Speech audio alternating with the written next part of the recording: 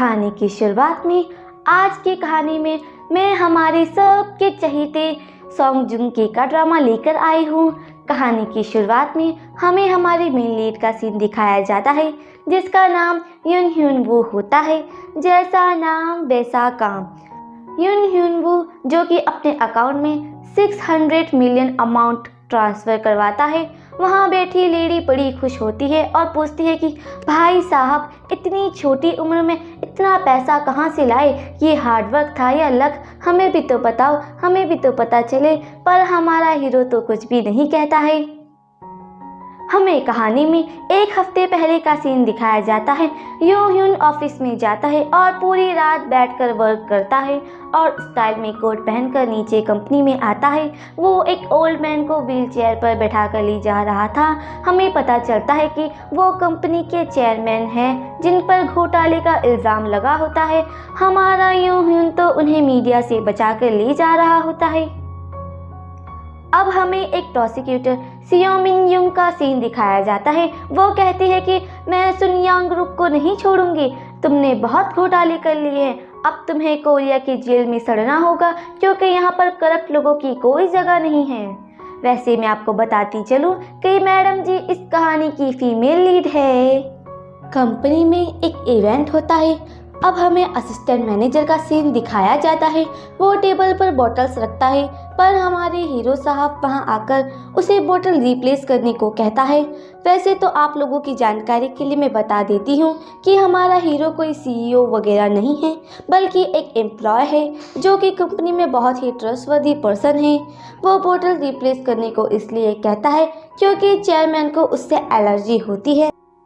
Assistant उसका ये knowledge देखकर बड़ा हैरान रहता है, पर जब उसे पता चलता है कि ये तो यहाँ का सबसे फेमस युन ह्यून है तो कहता है कि सर जी आपका नंबर दे दीजिए। पर वो कहता है कि नहीं, ये कंपनी का फ़ोन नहीं है, मैं नहीं दूंगा। अरे बाप रे, ये साला तो बड़ा वफादार है। कंपनी के सारे अमीरों की एंट्री होती है पर कंपनी का कोई भी एम्प्लॉय उनका नाम नहीं ले सकता था।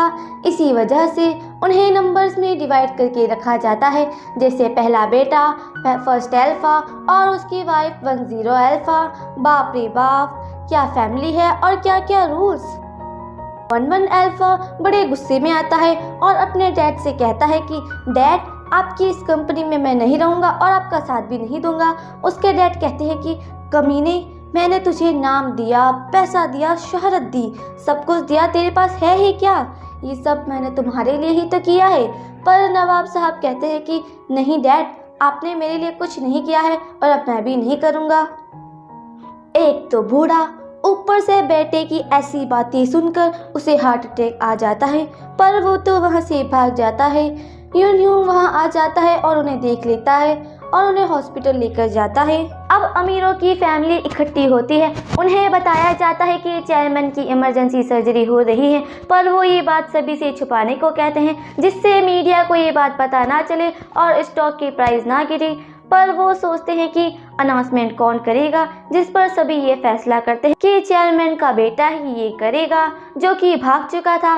उसकी वाइफ उसे ढूंढने का काम युन ह्यून को देती है और कहती है कि सुन बे, अगर आधे घंटे में वो वापस नहीं पहुंचा तो तू इस कंपनी से बाहर हो जाएगा। बेचारे के पास टाइम कम है। वो अपने साथ न्यू एम्प्लॉय को भी ले जाता है, पर वो कहता है कि सर आपके पास टाइम कम है, आपने काम करने से मना क्यों नहीं किया? जिस पर वो कहता है कि भाई यहाँ टिकना है तो 3 रूल्स को मान ले। पहला तो कभी चेयरमैन के ऑर्डर्स को रिजेक्ट मत करना, दूसरा कभी सवाल मत करना और तीसरा कि अपना खुद का जजमेंट कभी मत बनाना। समझ गए ना? चेयरमैन का बेटा जो कि एक्वेरियम देख रहा था, पर एक एम्प्लॉय के रोकने पर वो एक्वेरियम को तोड़ देता है और साथ ही साथ एम्प्लॉय को भी मारने वाला था, पर मिस्टर युन को गलती से चोट लग जाती है। वो सभी को बाहर भेज देता है और उनसे कहता है कि जो ऑफिस में हुआ वो कभी किसी को पता नहीं चलेगा और उनके आगे वो करता है। पर वो अपना गुस्सा शांत करने के लिए उस पर ही कॉफ़ी गिरा देता है, पर फिर भी हमारा हीरो उसे कुछ नहीं कहता। अब ये कमीना स्टैचू की ओपनिंग करता है और स्पीच देता है। ये स्टैचू उसके ग्रैंडफादर का होता है। बेचारा इतना सब कुछ होने पर भी जब वो खाना खा रहा था तो उसके कलीग्स उसकी बुराइयां करते हैं। उसे ये सब कुछ देखकर अच्छा नहीं लगता है, पर अल्फा 1 का कॉल आते ही वो अपना खाना भी फेंक कर चला जाता है। मतलब कि बंदा इतना वफादार है कि खाना भी नहीं खाया और एक कॉल पर ही चला गया। पर इस बुढ़िया ने तो उसे टॉयलेट साफ करने के लिए बुलाया था और उसे सुनाने के बाद पैसे भी देती है, पर वो तो उसकी इंसल्ट कर रही थी, जिस पर ना चाहते हुए भी उसे पैसे लेने पड़ते हैं। अरे भाई, क्या ज़रूरत है। यूनह्यून अपने घर आता है क्योंकि आज उसकी मॉम की डेथ एनिवर्सरी थी। वो सभी डिनर करते हैं। उसका ब्रदर उसे पेन गिफ्ट करता है और बताता है कि उसने जॉब करना शुरू कर दिया है क्योंकि वो बार बार एग्ज़ाम में पास नहीं हो रहा है। उसके डैड भी उसे शादी करने को कहते हैं, पर वो तो गुस्से में कहता है कि आपने भी तो शादी की थी, पर मॉम तो अब इस दुनिया में नहीं रही ना। यह कहकर वो गुस्से में वहाँ से चला जाता है। अगले दिन प्रोसिक्यूटर सीईओ भी वहां आ जाती है और कंपनी की तलाशी लेने लगती है, पर यूनह्यू भी वहां आ जाता है और पहली दफ़ा अपनी हीरोइन साहिबा से मिलता है। वो अपना इंट्रोडक्शन कराता है, पर साथ ही साथ सर्च वारंट भी मांगता है।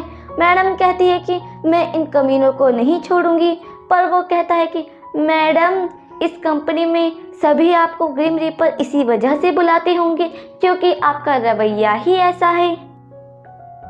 जब मैडम अपने ऑफिस जाकर सभी फाइल्स को चेक करती है तो उसे 440 वोल्ट का झटका लगता है क्योंकि सभी फाइल्स तो खाली होती है, उनमें कुछ भी नहीं होता है क्योंकि ह्यून ने तो पहले ही एक रूम में सारा सामान छुपा कर रखा था।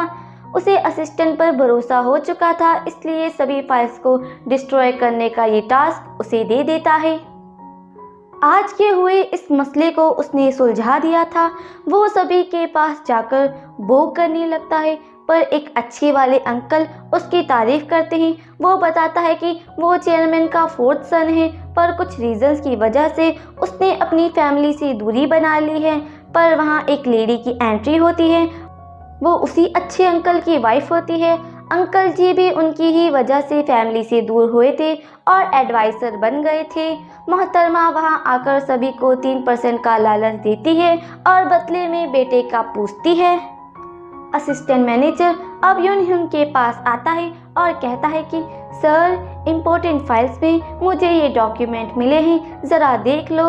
वो बैठकर चेक करता है और सीनियर फाइनेंस मैनेजर के पास जाकर वो डॉक्यूमेंट दिखाता है, पर वो तो उसे डिस्ट्रॉय ही कर देता है और उसको अपना काम करने को कहता है।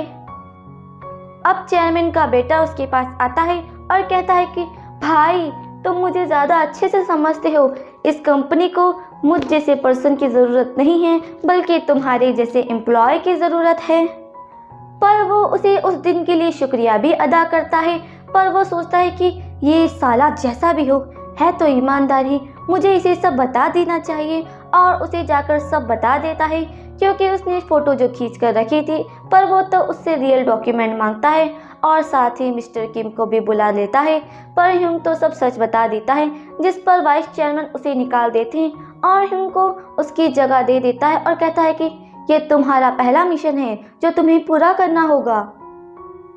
और फिर वही सीन दिखाया जाता है। यूनह्यून तो तरक्की पहुंच चुका था। वो टैक्सी में बैठा था, पर जब उसे पता चलता है कि उसके पीछे कुछ लोग पड़े हैं, जैसे ही टैक्सी रुकती है वो वहां से भाग जाता है। पर भागते भागते वो एक बच्चे से टकरा जाता है और पुलिस के पास जाने लगता है, पर बेहोश होकर गिर जाता है क्योंकि बच्चे ने उसे इंजेक्शन जो दे दिया था और उसका किडनैप करके उसे समुद्र के पास लाया जाता है। उसे किडनैप करने वाला और कोई नहीं, न्यू असिस्टेंट होता है। कमीना, दोस्त बनकर पीठ पर वार किया। यूनह्यून उसे बहुत समझाता है, पर वो नहीं मानता है। वो बार बार उससे ऑर्डर देने वाले का नाम पूछता है, पर वो भी नहीं बताता है, पर वो तो वहाँ से चला जाता है। पर हमारे यूनह्यून को सर पर गोली मार दी जाती है। अब कहानी में ट्विस्ट आता है कि वो 4th अल्फा और उनकी वाइफ को देखता है जो अभी यंग थे। उसके पास में एक लड़का भी बैठा था। वो देखता है कि वो एक बच्चे की बॉडी में आ गया है और सारी चीज़ें उसे पुरानी दिखने लगती है, जिससे उसकी तबीयत खराब हो गई थी। उसे पता चलता है कि वो अच्छे वाले अंकल आंटी के बेटे की बॉडी में आ चुका है और सभी लोग तो बड़े जवान हो चुके हैं। उसके दादा चिन यांग चोल जो कि अभी कंपनी के चेयरमैन हैं वो भी वहां आ जाते हैं। यून ह्यूंग की तो आंखें फटे की फटी ही रह जाती है कि उसके साथ ये सब क्या हो रहा है।